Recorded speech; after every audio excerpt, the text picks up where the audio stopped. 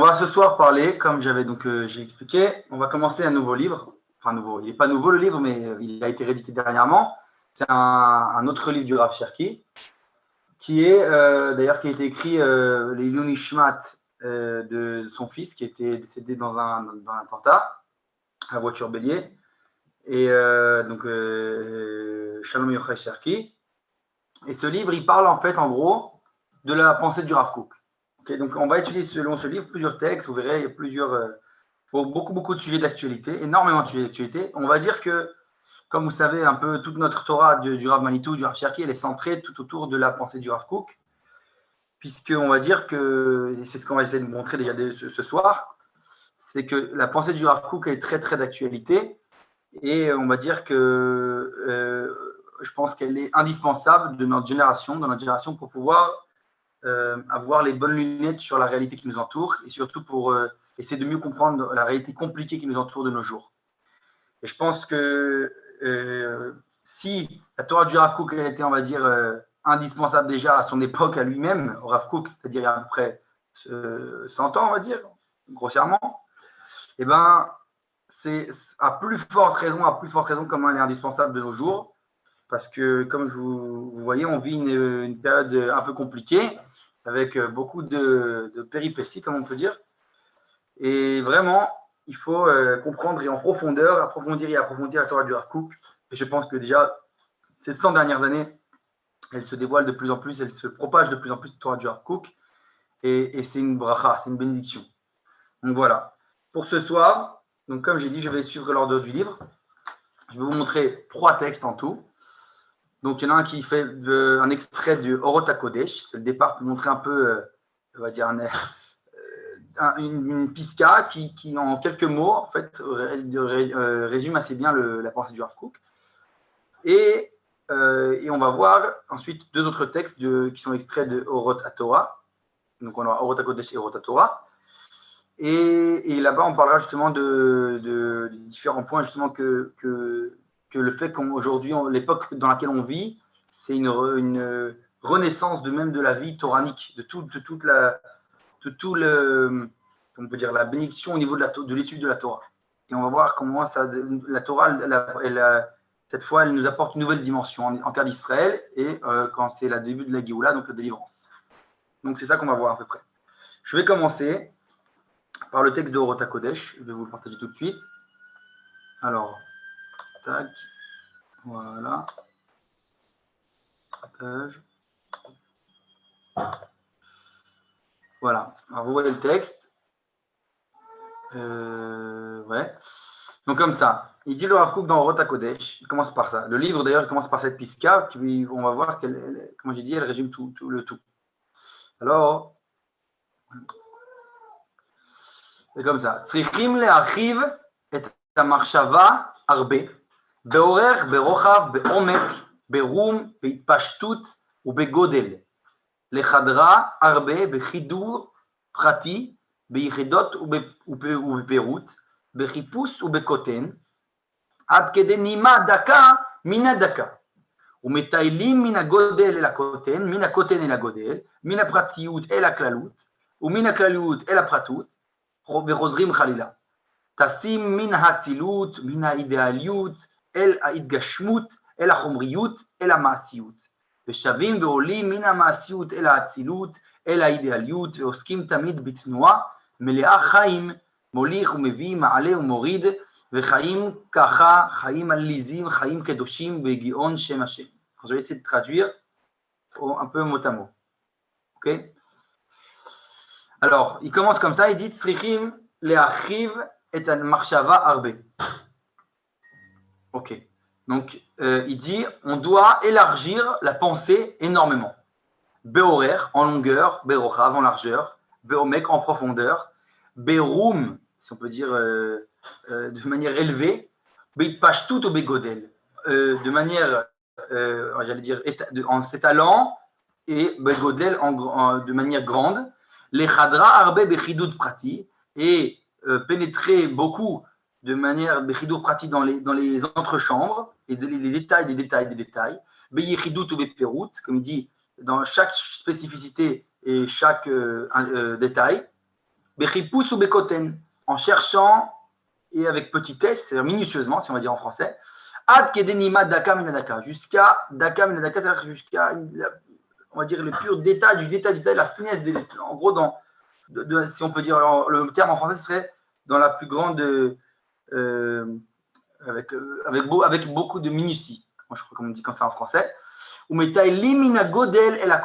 là, justement, on va devoir donc se promener du godel, donc de la grandeur, jusqu'au koten, à la petitesse. Ou mina koten et la godel, et inversement. Ou mina pratiut et la claude, et inversement du détail de l'individu jusqu'au collectif, et inversement du collectif jusqu'à l'individu. Mais rosrim rala, et inversement. Et on fait ça comme ça, on revient. Donc ça veut dire qu'en fait, il dit on doit élargir tout ça, comprendre que la Torah, c'est un monde entier, un monde complexe. Et qu'on doit, au jour d'aujourd'hui, dans notre génération, aborder tous les sujets. On doit parler de tout. On doit exactement s'étaler sur tout. Et donc relier tous les mondes, les différents mondes, etc. Et il continue, il dit Tassi mina hatzilut, mina idealiut, et la idgashmut, et la chobriut, et la maasiut. Il dit on va voler, s'envoler vers la hatzilut. Alors la hatzilut, c'est les mondes dans la Kabbalah. Alors pour traduire, c'est un peu compliqué. C'est, on va dire, le monde qui n'est pas encore tel qu'il est, le monde idéal, si on peut dire, le monde qui n'est pas encore réalisé ici-bas. Puis la idéalut, il dit justement l'idéal. Et justement, de là-bas, on va voler, s'envoler jusqu'à la idgashmut, et la chobriut, et la maasiut, jusqu'à la matérialisation, la réalisation et l'activité, si on peut dire, dans le monde de l'activité, dans le monde du maasé, dans le monde de l'acte. Et on va revenir et monter vers de ce monde de l'acte, là on a dit du matériel, jusqu'encore une fois au sphère supérieur, au monde spirituel, au monde de l'idéal. Il dit Veoskim tamid bitnoa, et on va devoir s'attarder tout le temps, toujours dans ce mouvement-là continuel d'un des mondes à l'autre monde, en tout cas entre les différentes sphères. Melé achaim, plein de vie, molich ou mevi, en amenant, en apportant, ma'aleh ou morid, en élevant, en descendant, vechaim kara chaim alizim, c'est comme ça qu'on va vivre une vie pleine de vigueur, chaim kedoshim, une vie sainte, begion shem Hashem, par la force du nom d'Hashem. Donc alors, ça, a priori, ça paraît être très profond. Et j'arrête 2 secondes le partage. Est-ce que tout le monde me voit? Oui. Donc à Paris, ça paraît très profond. Et qu'est-ce qu'il veut dire en fait? C'est exactement ce qu'il faut comprendre. Il y a, particulièrement au jour d'aujourd'hui, en Israël, on va dire qu'on ne manque pas de rabbins, on ne manque pas de Torah, on ne manque pas de toutes sortes de shitot, comme on dit en hébreu, c'est-à-dire de méthodes dans la Torah, dans l'étude de la Torah, dans la manière d'apporter la Torah, de toutes ces choses-là. Il y a ce qu'on appelle, je vais dire brièvement 2-3 exemples, mais les Chabad, les Breslev, alors la pensée du Rav Kook, etc., etc. On a beaucoup de courants, les Chassidim, les Mitnagdim, même parmi les Chassidim, il y a beaucoup de branches, et parmi les Mitnagdim, encore différents chiismes, etc., etc. Ça veut dire que la Torah, elle est très riche en toutes sortes de courants. Et on va dire que, comment on peut savoir alors c'est quoi le bon chemin? Chacun. Alors il y en a qui diront des pluralistes, comme on a vu plusieurs fois, chacun selon ce qu'il ressent, etc., etc. Alors il y a un peu de ça, c'est vrai, mais il faut quand même savoir que au niveau de l'ensemble, au moins, si ce n'est au niveau de l'individuel, mais au niveau de l'ensemble, du collectif, il faut comprendre que le Emet, c'est la vision la plus collective, la vision qui englobe le plus. Et donc, le Rav Kook, il n'a pas peur, il ne reste pas enfermé dans aucun encadrement spécifique. Et au contraire, il va dire il faut s'aborder à tous les sujets. Il faut étudier tous les textes, tout doit être étudié. Et on doit essayer de trouver justement cette synthèse, cette formule magique, si on peut dire ainsi, qui va être notre Torah, celle qui va nous donner la voie, c'est-à-dire de comprendre comment toutes ces facettes-là, ces 70 facettes de la Torah, comme on appelle, eh bien, elles viennent enrichir un tout, se émettre cette vérité de la Torah. Donc ça, c'est vraiment en 3 mots la pensée du Rav Kook. Et c'est pas pour ça qu'elle a été choisie en départ de ces textes. Il va falloir s'aborder à tout. Il va falloir s'occuper de toutes les sougiotes, comme on dit en hébreu, que ce soit dans le monde de la halacha, le monde de l'idée de la Gada, de la Emouna, etc., et la Kabbalah, dans tous les mondes, et étudier chaque chose qui existe, que ce monde régisse, qui est donc relié à la Torah à tout ça. Et donc, tant qu'on n'aura pas fait ce travail, c'est-à-dire de s'attarder dans tous ces sujets, quelque part, il manque une part du dévoilement divin. Donc c'est ça le Géon Shem Hashem. C'est tout ça, on doit le faire au nom de Shem Hashem, parce que c'est pour ça que Dieu a créé ce monde complexe. Et donc aujourd'hui, particulièrement aujourd'hui, on vit dans un monde très complexe, et on est obligé d'avoir du moins une Torah qui est à la hauteur de cette complexité. Si, quand le monde, on va dire, était plus simpliste auparavant, que ce soit en exil ou même avant, alors on pouvait se suffire d'une Torah plus simpliste. Mais faisant que le monde est complexe, il faut adapter la Torah, donc il faut la développer, la dévoiler dans sa profondeur de manière plus complexe, puisque de toute façon on vit une époque compliquée. Donc ça, c'est en quelques termes. Et on va dire comme ça. Moi, si je pense, et justement c'est ce que je fais jusqu'à aujourd'hui, parce que bien entendu le Rav Kook est décédé déjà depuis plusieurs années, dizaines d'années, pardon. Et bien entendu, même son fils, le Rav Zehuda Kook aussi, n'est plus de notre monde, Zichrono Livracha, Vertadik Livracha. Et maintenant, on se dit, bah alors voilà, on a d'ailleurs le rabbinite non plus, et donc il faut tout le temps se référer à nos rabbinim qui sont en vie, nos rabbinim qui sont cette continuité de cette tradition.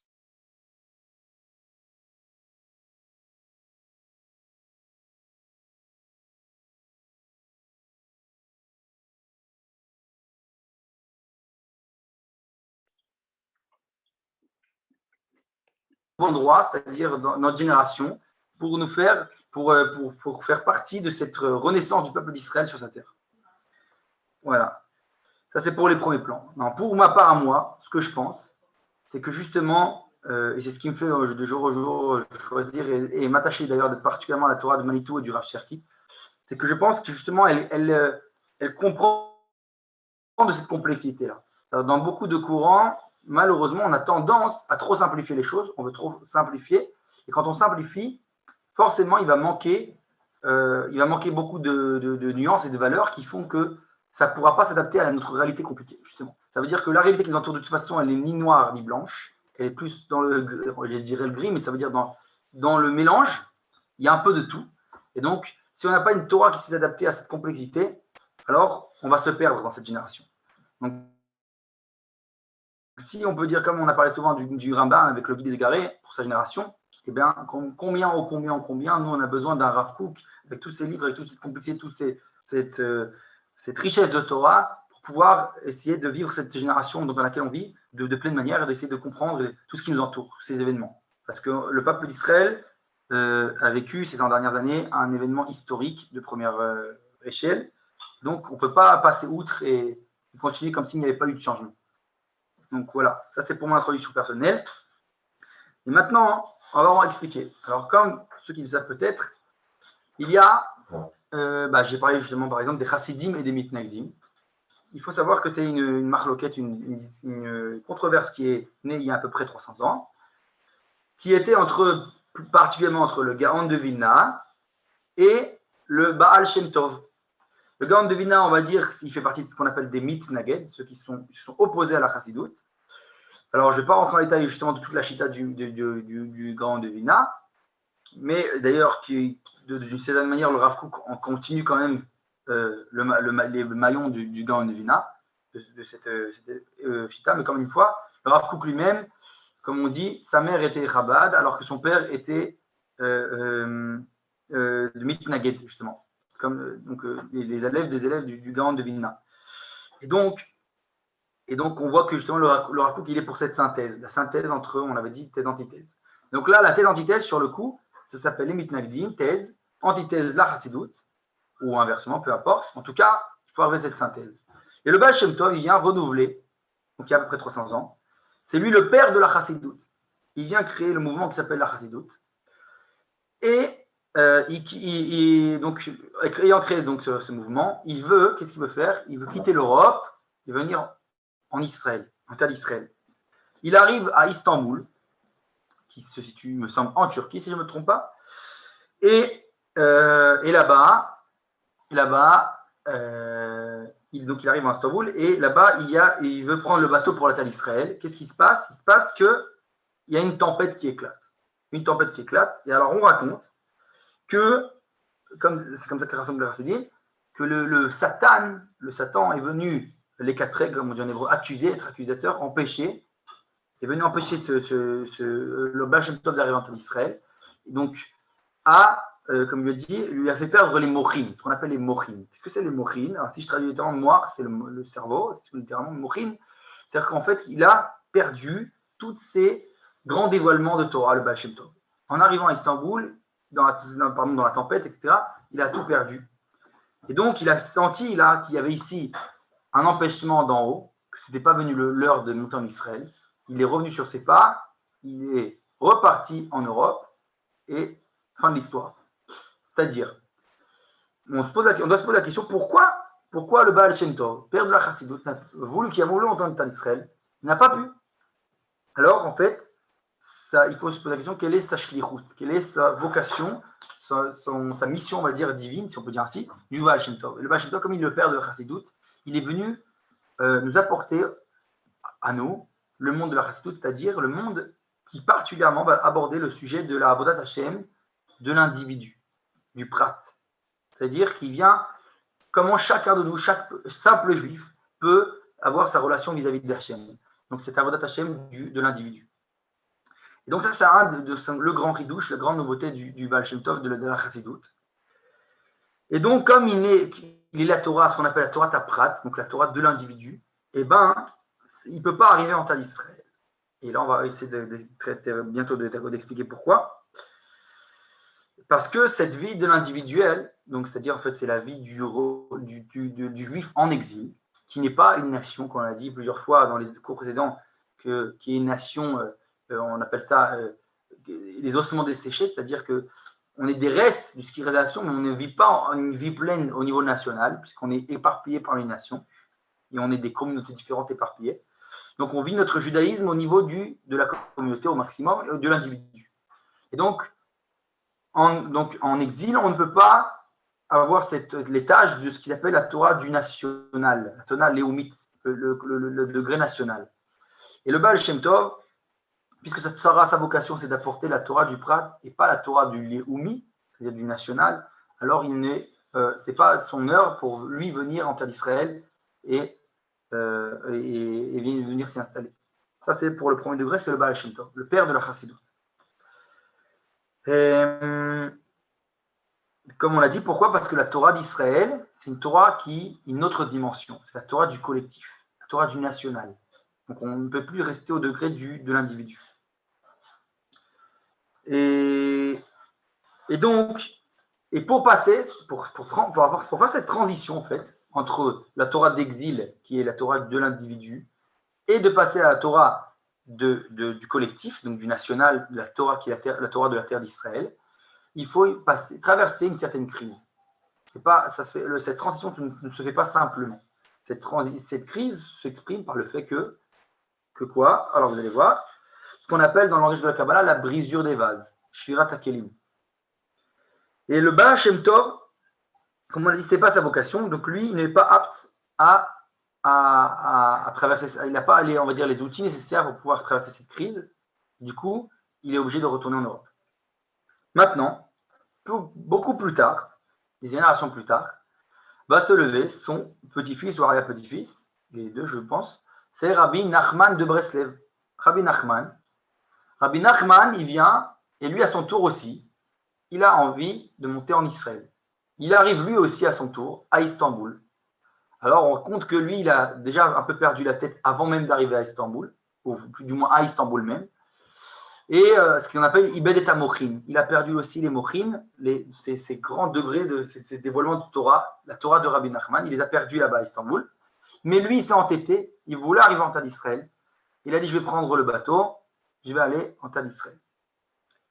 Et donc, on a dit, dans le bateau, ça on nous raconte qu'il a traversé, Rabbi Nachman, beaucoup de souffrances, beaucoup d'épreuves, mais il ne s'est pas dégonflé, si on peut dire ainsi, et il a insisté jusqu'à ce qu'il arrive finalement en terre d'Israël. Et on a dit il a ibed tamochin. Et en terre d'Israël, quand il est arrivé en terre d'Israël, il a découvert, il s'est dévoilé, on va dire, une Torah bien plus grande que toute la Torah qu'il a appris de toute sa vie. Et d'ailleurs, c'est de là que toutes les, on va dire, les plus grands secrets jusqu'à aujourd'hui de Rabbi Nachman, c'est les secrets qu'il a dévoilés en terre d'Israël. Quand il a fait ça, quand il a dévoilé cette Torah, immense, cette Torah du collectif, il a voulu repartir en Europe pour aller la dévoiler en Europe. Et donc Rabbi Nachman retourne en Europe et va dévoiler cette Torah. Pour ça, c'est le deuxième maillon de la chaîne. On dit Baal Shem Tov, Rabbi Nachman, maintenant c'est qui le troisième maillon? Et là on va parler justement, le troisième maillon, c'est, alors beaucoup plus tard, il y a à peu près 100 et quelques années, le peuple d'Israël, lui aussi à son tour, a voulu revenir en terre d'Israël. La renaissance du peuple. Le peuple d'Israël s'est levé en mouvement collectif, revenir à la maison, revenir en terre d'Israël. Et donc eux aussi, quand ils sont, donc on va dire, c'est pas une transition simple, il faut qu'ils traversent ce qu'on a dit, la perte des mochines. Alors le peuple d'Israël, il arrive en terre d'Israël, il est, comme on dit, ibed et mochin. C'est-à-dire ibed et mochin, il dit, en d'autres termes, le peuple d'Israël est devenu chiloni. Qu'est-ce que ça veut dire? Vous avez sûrement écouté dans mes cours précédents, le chiloni, c'est-à-dire, on va dire littéralement, le renégat, celui qui n'est pas religieux, celui qui ne vit pas selon, on va dire, un mode de vie religieux, selon la Torah et les mitzvot. Et donc, il dit le peuple d'Israël a perdu les mochines. Quand il arrive en Israël, a perdu ses mochines. Et donc, maintenant, on a un problème. C'est quoi le problème? Quand on dit que c'est comment on fait avec ce peuple d'Israël? Comment on fait? Ils sont revenus, ils sont à la maison, mais ils ont perdu les mochines, ils sont un peu perdus. Et alors, et c'est pour là qu'on a dit, c'est la providence divine a fait que c'est à ce moment-là précisément qu'on nous a envoyé le Rav Avraham Yitzhak Cohen Cook, le Rav Kook. Le Rav Kook, sa vocation à lui, c'est de nous montrer la Torah du collectif. Donc lui, il a dû, le Rav Kook, compléter cet ajout, là, ce manque-là qui manque des mochines de cette génération, de la Neshama, de l'âme, et il devait justement venir abreuver cette soif qu'avait cette génération. C'est-à-dire qu'ils ont perdu tout ce qu'ils avaient. Maintenant, il va falloir quelqu'un de la grandeur du Rav Kook qui va devoir leur abreuver leur soif, les ramener à la raison, si on peut dire ainsi, et qui leur montre à quel point ce qu'ils vivent, c'est une des plus grandes époques que le peuple d'Israël n'ait jamais vécu. Et c'est tout le but de la Torah du Rav Kook, nous amener le peuple d'Israël à cet étage-là, qui cache une soif profonde du peuple d'Israël, mais qui n'a pas encore été dévoilée. Donc il faut un Rav Kook qui vient et qui nous donne la bonne nourriture, si on peut dire ainsi, c'est-à-dire qui nous habille la Torah dans les bons termes, de la bonne manière, pour que ça puisse être digéré par le peuple d'Israël. Et donc, lui, son aspiration au Rav Kook, on a dit, c'est donc par le fondement de la Renaissance nationale, il faut qu'il renouvelle la Torah du collectif. C'est sa vocation du Rav Kook. Et Rabbi Nachman, comme vous a dit, il est au milieu. Lui, c'est la transition. Celui qui va être cette transition entre la Torah de l'individu et la Torah du collectif. Il est le maillon de transition. Alors, pour montrer bien ça, je vais montrer, donc, je vous ai dit un autre texte au départ, au moins. 2 secondes, je le partage tout de suite. Hop. Il dit comme ça, le Rav Kook, dans Orot HaTorah, il dit d'abord, le texte s'appelle Amabat HaKlali Shel Torah Terre Israël, c'est-à-dire le regard global sur la Torah de la terre d'Israël. Alors il nous dit comme ça, Kol ma shehu shagur beyachas shel Torah chutz la'aretz bemuvan prati. Donc il dit, tout ce qui est en relation à la Torah d'exil, en dehors de la terre d'Israël, de manière qui est là-bas était de manière individuelle, Olé ou Be'erer Torah Terre d'Israël, les Mouvan Klali. En terre d'Israël, il prend toute une dimension de global. C'est-à-dire qu'on s'élève en dimension. D'ailleurs, si ceux qui connaissent un peu la Torah du Rav Kook savent que souvent on dit qu'il y en a même qui disent que le Rav Kook était une réincarnation, un Gilgul de Rabbi Nachman. Ça veut dire quelque part, on voit cette Torah du Baal Shem Tov, on voit cette Torah de Rabbi Nachman au niveau individuel. Et chez le Rav Kook, même si déjà chez le Rabbi Nachman, il y a des petites allusions par-ci par-là à la Torah du global, mais chez le Rav Kook, c'est de manière beaucoup plus élargie. Ça veut dire que ça monte d'une dimension, la dimension du collectif. Il dit donc, Torah Trutz Laaretz Oseket Betikun Nefesh Apratit. Il dit, Torah Trutz Laaretz Oseket Betikun Nefesh Apratit, c'est-à-dire qu'il dit la Torah de l'exil, elle aborde au sujet de la réparation de l'âme individuelle. Bedaragata, Lechomriuta, Veruchuniuta. Et ça, c'est d'ailleurs le chidouche de la Chassidut, on a dit, en s'occupant aussi de son corps et aussi de son âme. Les zikura veitaluta bechaye shara bechaye olam, donc en le faisant mériter ce qu'on appelle ce monde-ci et le monde le olam haba et le monde futur. Aval rak betor nefesh pratit, mais tout ça que à l'échelle individuelle, que au niveau individuel. Lochen Torah Teretz Israël, c'est pas ainsi qu'est la Torah de la terre d'Israël. La Torah d'Israël, c'est une autre dimension qu'on a dit. Il doit tamid be'ad haklal, toujours va se soucier du collectif. Be'ad klalut nishmat ha'uma kula, donc elle va se soucier de l'ensemble de la neshama, ce qu'on appelle collective, de la nation tout entière. C'est-à-dire qu'il y a ce qu'on appelle les différentes neshamot, âmes individuelles, mais on a ce qu'on appelle Kol Israël, Arevim Zelazeh. On est tous liés les uns aux autres, quelque part par un lien intrinsèque qui lie la nation d'Israël. Et donc, qu'on le veuille ou qu'on ne le veuille pas, on est sur le même bateau, on fait partie de la même nation, on a une neshama, une âme collective qui nous attache tous. Et donc, Idoeget Tamid, on a dit que on va. הפרטים אינם מתכנסים בקרבה בכללה, הם מתעלים בעילויה, מתעטרים בהתרתה, עטרת תפארת לעמוס בטן, שהם עתידים להתחדש כמותה ולפאר וליוצרם על שם כבוד מלכותו. Et donc il dit même tous les individus, si on peut dire, je ne vais pas dire effacés, mais sont on va dire inclus, ils sont avalés quelque part dans cette sainteté du collectif. Ça veut dire qu'on ne regarde plus chaque individu à son niveau individuel, on regarde l'ensemble, le collectif, le doucha du klal. D'ailleurs, c'est pour ça que dans beaucoup de halachot, par exemple, on dit que, alors je vais couper le texte, je reprendrai après. On dit par exemple que dans la halacha, que si par exemple quelqu'un, on fait partie d'un minyan, donc quand on veut prier, il faut le minyan. Quand on veut prier, il faut le minyan. Quand on veut prier, il faut le minyan. Et donc, pour le minyan, comme on a dit, on ne regarde pas au niveau individuel chacun. Est-ce que lui, c'est un juif caché, c'est pas un juif caché, etc. Alors oui, il y en a qui disent, il y a des halachot de certains juifs qu'on n'a pas le droit de faire compter un minyan, etc., etc. Mais quand, alors ça, sans rentrer dans la question au niveau de l'halakha, mais ça veut dire que au niveau individuel, on ne va pas vérifier les tzitzit de chacun, comment il est Shomer Shabbat, etc., dans les détails du détail. Quand tu fais partie, tu t'es inclus dans ce clan, tu viens faire partie de ce collectif, alors, on va dire ton niveau individuel n'importe que peu, quelque part, du moins au niveau collectif, puisque cette doucha qui descend, cette sainteté-là, c'est la sainteté du degré collectif.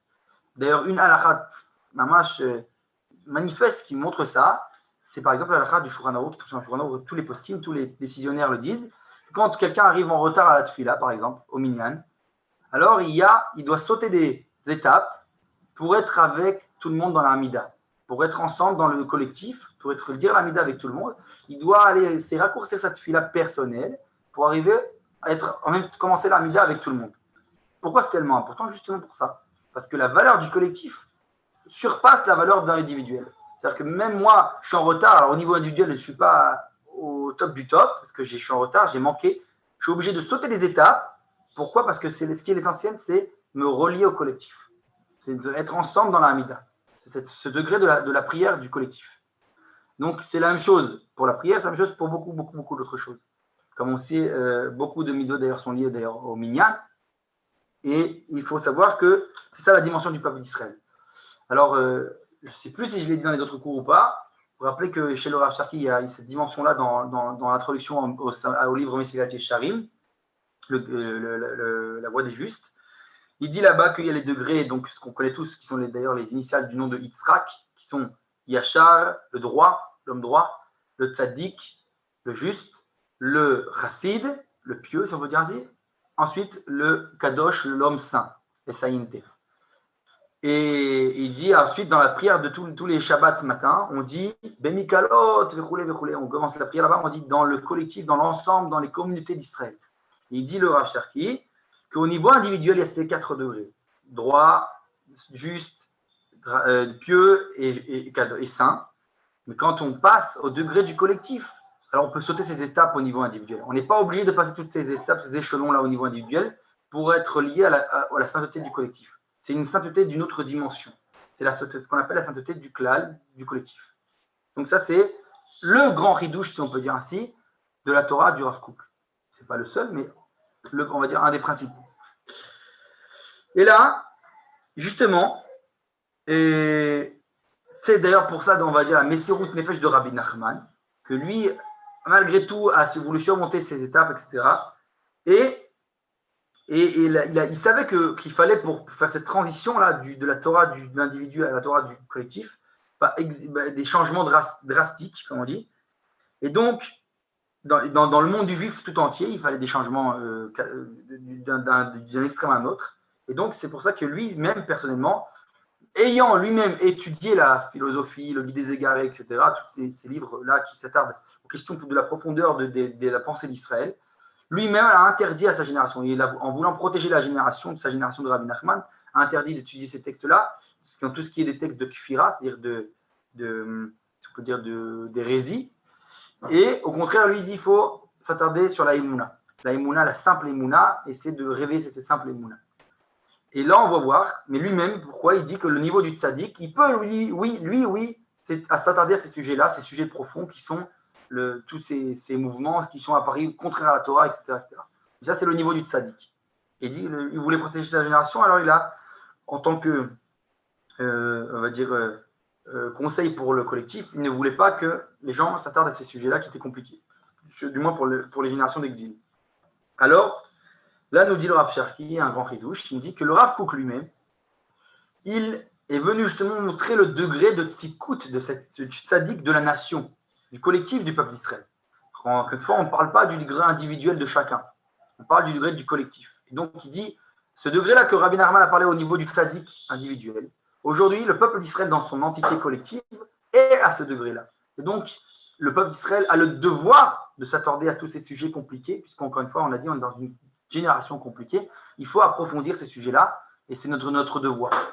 Et donc le Rav Kook, il dit, dans notre génération, il faut, oui, étudier tous ces textes-là, il faut étudier ces soubiotes, c'est-à-dire quelle relation j'ai vis-à-vis du Chiloni, du renégat, du hérétique, etc., etc. Il faut avoir des réponses à ces questions.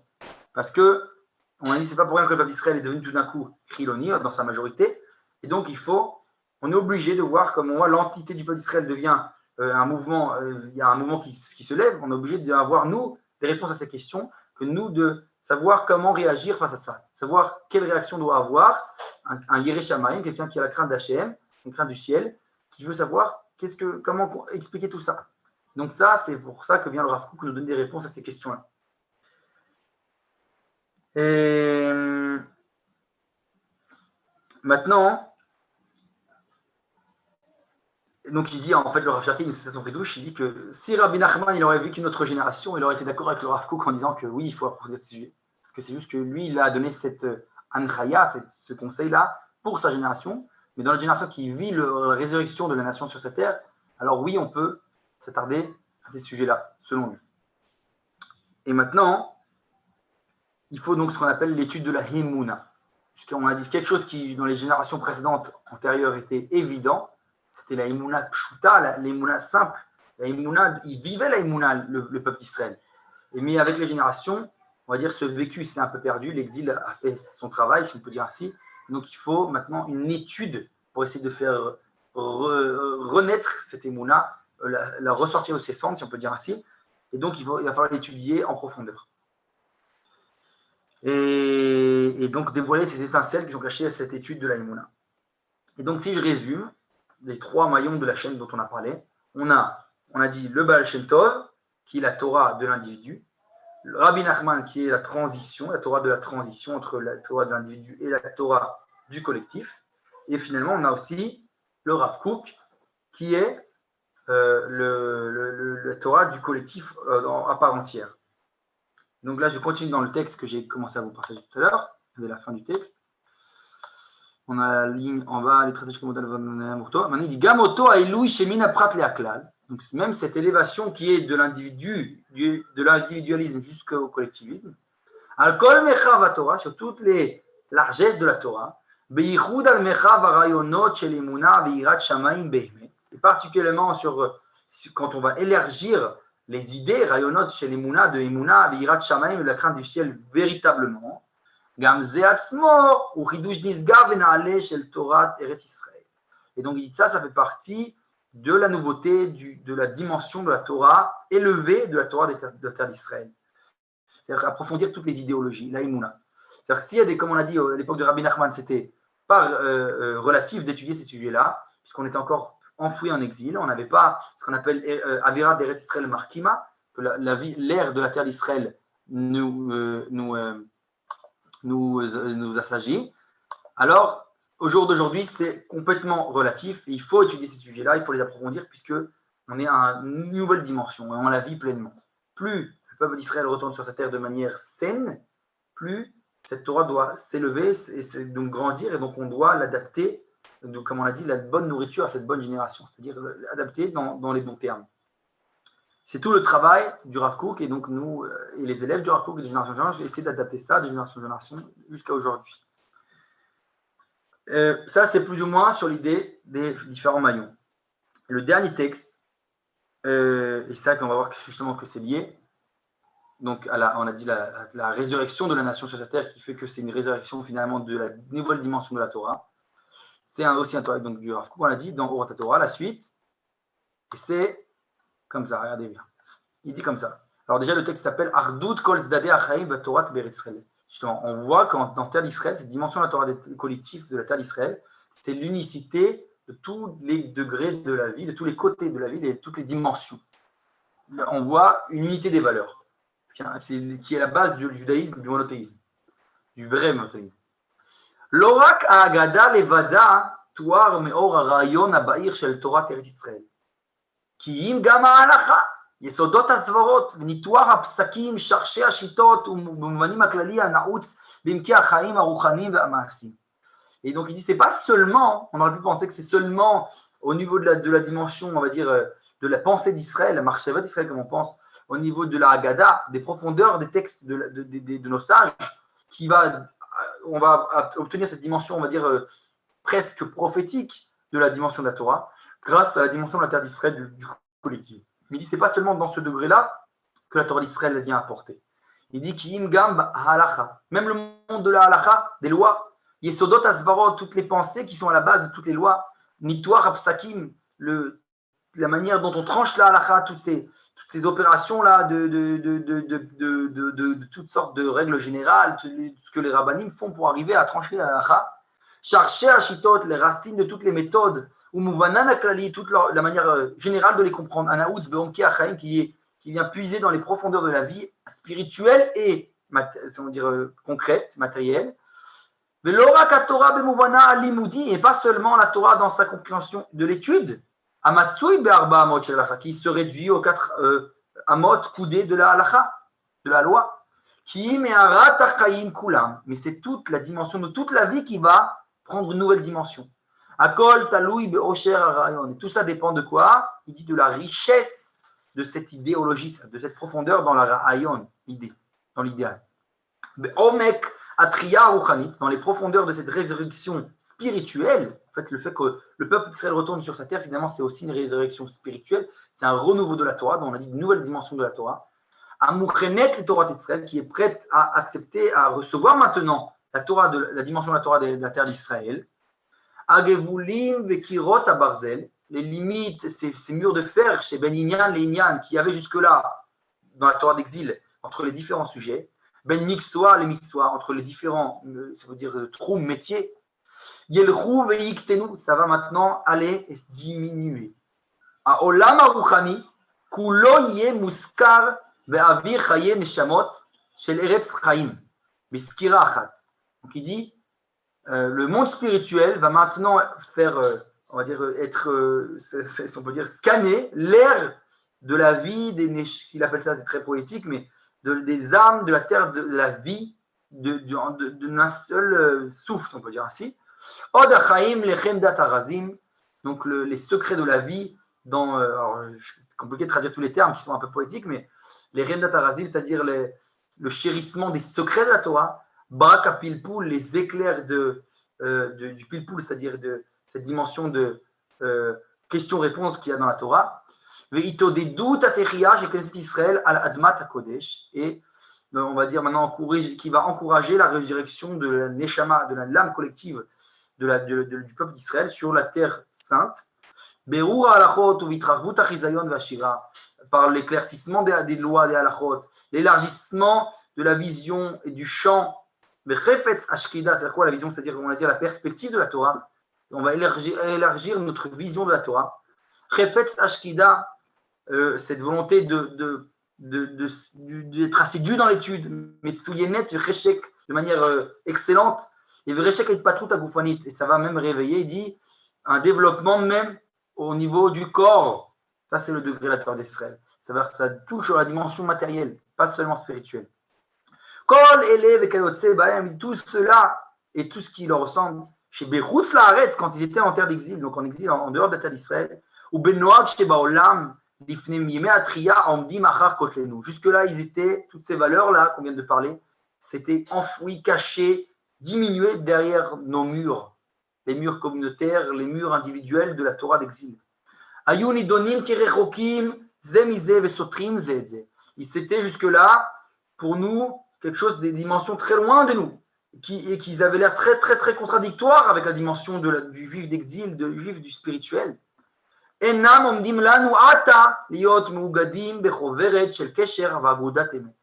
au jour d'aujourd'hui, et donc il dit ça il y a plus de 100 ans, rappelez-vous, et encore plus forte raison aujourd'hui, de nos jours à nous, que maintenant ils deviennent se réunir d'une seule et même corps, si on peut dire ainsi, d'un lien de vérité. Chacun va apporter à l'autre, compléter les autres. Chacun des domaines, des différents domaines dont on a parlé, vont tous se compléter les uns les autres. La chavato pour s'élargir, pour s'approfondir, les pashtuto pour se propager, veshirlo et se développer. Alors, j'essaie maintenant d'expliquer tout ça dans mes termes à moi.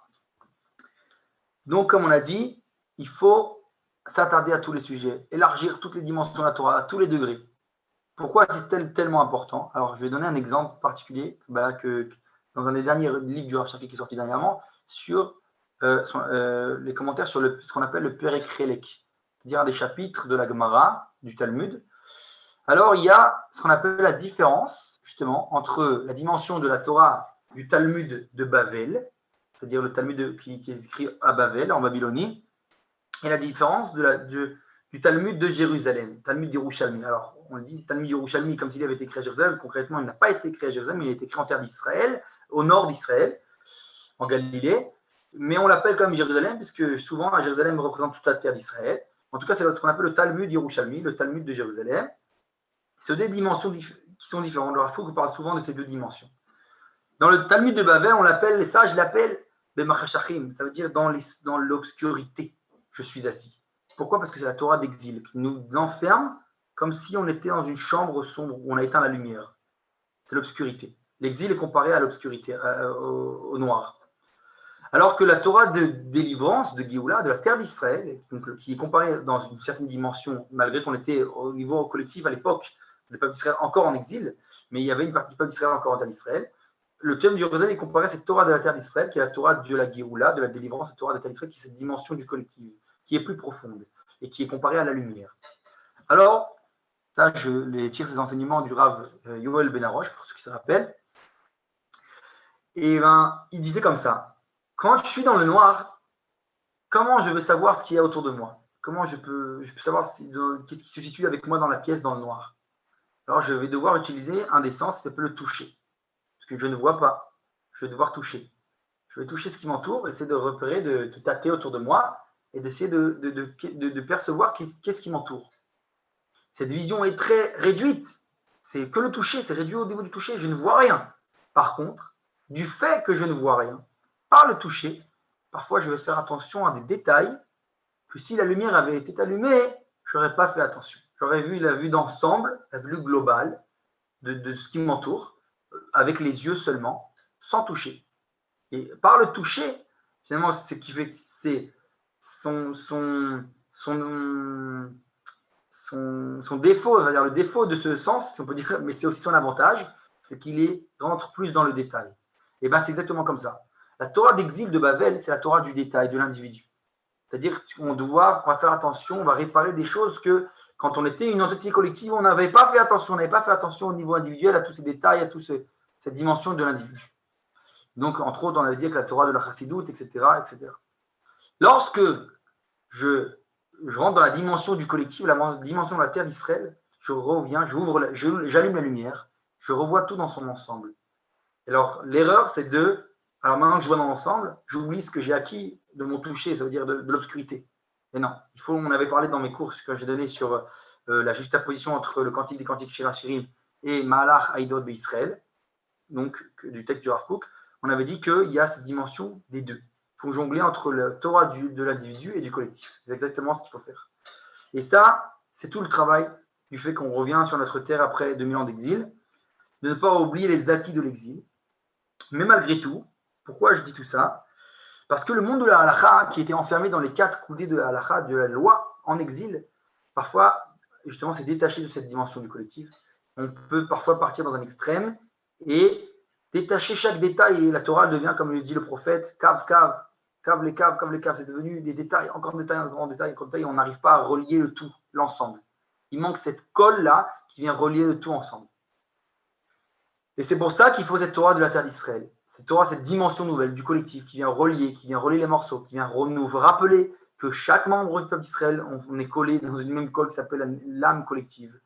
Et que chaque halachot est lié, chaque domaine de la halacha, tous les domaines de la Torah, que ce soit la Haggadah, la halacha, la Emouna, le Kabbalah, etc., bref, j'en passe, tous ces domaines sont liés, se complètent les uns les autres. Ça, c'est la dimension de la Torah de la terre d'Israël. Alors, pourquoi je dis ça? Parce que dans le Talmud Bavli, le Talmud de Babel, sur le Perek Chelek dont j'ai parlé, il y a ce qu'on appelle, la Mishnah, elle dit donc, Kol Israël yesh lahem chelek leolam haba. Et on commence comme ça la Mishnah en disant tout le Israël, à part au monde futur. Et bizarrement, dans le Talmud de Babel, ce chapitre s'appelle le Perek Chelek. On a pris un mot de la Mishnah qui est le mot Chelek, on l'appelle le Perek Chelek. Ce mot, il vient définir, ça veut dire un juif d'exil, un juif de Babel. Le mot qui va le frapper dès qu'il lit cette Mishnah, c'est le mot Chelek. C'est-à-dire, comme il est attaché à la Torah de l'individu, le mot qui va le frapper, c'est Ma achelek sheli. Quel est ma part à moi dans le monde futur, au niveau individuel? Donc, il va lire la Mishnah qui dit tout Israël à part au monde futur. Ensuite, la Mishnah continue et Ve'elu she'en lahem chelek, et ceux qui n'ont pas part, etc., sans rentrer dans les explications. Mais du moins, ça veut dire qu'on voit au niveau individuel. Et lui, celui qui lit en Bavel cette Mishnah, il est frappé par la dimension individuelle. Donc, il va dire Chelek, j'appelle le chapitre le Perek Chelek, qui parle de ma part au monde futur, au niveau individuel. Alors que dans le Talmud de Jérusalem, cette même Mishnah, ce même Perek, il ne s'appelle pas le Perek Chelek, il s'appelle le Perek Kol Israël. Il prend le début de la Mishnah, il dit Kol Israël yesh lahem Chelek. Donc, tout Israël a part au monde futur. Et donc, le Talmud de Jérusalem, lui, s'attache à la dimension, donc le juif de la Torah d'Israël, de la Torah de la terre d'Israël. La dimension qui le frappe, c'est la dimension du Kol Israël, tout Israël, du collectif. Tout de suite, c'est ça qui le frappe dans la Mishnah.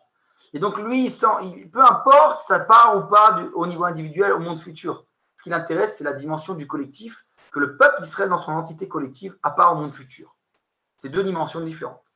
Et donc, il faut bien comprendre que ces deux dimensions, et d'ailleurs, c'est pour ça que, comme il a dit le Rav Kook dans le texte qu'on vient de lire, que dans le Talmud de Babel, souvent, les domaines de la halacha et de la Haggadah, qui s'appellent les profondeurs de la Torah, qui sous forme de récits, sont détachés souvent. Sont deux domaines différents, détachés l'un de l'autre.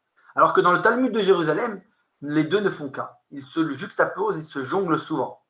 Parce que halacha et Haggadah, ça ne fait qu'un. Par exemple, l'exemple que je viens de donner du Perek Chelek, qui fait partie donc de la Maseret Sanhedrin, du traité de Sanhedrin, donc des différentes, on va dire, punitions de mort, etc., de la Torah, eh bien, le Perek Chelek dans le Talmud de Babel apparaît au 11e chapitre. Sur les 11 chapitres du traité, il est au 11e chapitre. Alors que dans le traité de Jérusalem, il est au 10e chapitre, sur les 11. C'est-à-dire qu'en fait, dans le Talmud de Jérusalem, qui est l'origine, il était à sa place originelle. C'est-à-dire que c'était un chapitre entier qui parle de Haggadah, qui a été englouti, c'est-à-dire qui se cache dans le reste, tous les autres chapitres qui parlent de halacha. Et on n'a pas fait de séparation. Alors que dans le Talmud de Babel, les sages ont jugé nécessaire, en exil, de séparer les domaines, que c'est trop profond pour eux, la Haggadah. Alors, ils ont pris le chapitre de Haggadah du Père Krélek et l'ont mis en 11e chapitre à la fin de la Masséchet du traité de Sanhedrin. Donc, il faut bien comprendre que c'est ça la dimension de la Torah d'Israël, de relier, de redonner cette complétitude, cette complémentarité, pardon, cette dimension de tout s'attache, tout se relie en tal Israël. Et donc, comme je viens de dire, ça c'est entre autres, on a parlé de Rabbi Nachman, c'est ce que Rabbi Nachman fait, par exemple, quand on exile, on étudie la halakha, alors on étudie la halakha, ce qu'on appelle Yevesha, de manière sèche. Qu'est-ce que j'ai le droit de faire, qu'est-ce que je n'ai pas le droit de faire, le pourquoi, le comment, etc. Les raisons techniques, et pas au-delà de ça. Quand on passe à la dimension de la Tal Israël, c'est-à-dire que même le degré de la halakha, ce qui a écrit dans le texte qu'on a lu, il prend une nouvelle dimension en fait, de profondeur. Et donc, on va voir ce qu'on appelle les ta'amé mitzvot, les raisons profondes de tout ça. Et de ça, c'est ce que fait le Rabbi Nachman dans son livre L'écouter à la chot, il vient donner maintenant pourquoi la halakha est comme ça. Si vous vous rappelez, quand ceux qui étaient à mon cours sur la Torah et la science, j'expliquais justement la différence entre la Torah et la science, qui est le comment et le pourquoi. Ben, c'est un peu la même chose, à un autre degré. On a dit dans la halakha, c'est le quoi faire. Quand j'étudie la halakha, c'est le quoi faire.